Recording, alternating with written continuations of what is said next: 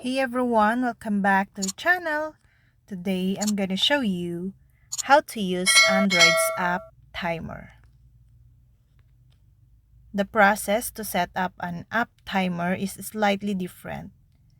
On Samsung phones, follow this video. Navigate to Settings, tap on Digital Wellbeing and Parental Controls. Then tap App Timers. Here, you'll see all your apps divided into different categories. That way, you can quickly select an entire category of apps that usually distract you, such as games or social. Next, tap Set Timer and customize it to your needs. And tap Done to confirm. Once done, you'll be able to view, edit, or delete your app timer from the App Timers menu.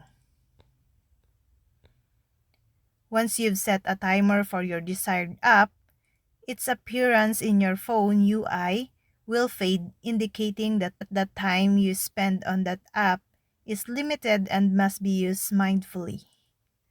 Ideally, you should only put a timer for apps that aren't crucial to your daily life but is taking a lot of your time. Note, if you are using an app icon pack on your phone, their appearance in your phone's UI may not change. Apps like Instagram, TikTok, YouTube, Facebook, and other social media apps are good candidates for restricting screen time. That is, unless your work revolves around those platforms, of course. The goal here is to become more mindful about how and how much content you consume in a day. And that's all. Thank you guys for watching these videos and see you guys in the next video.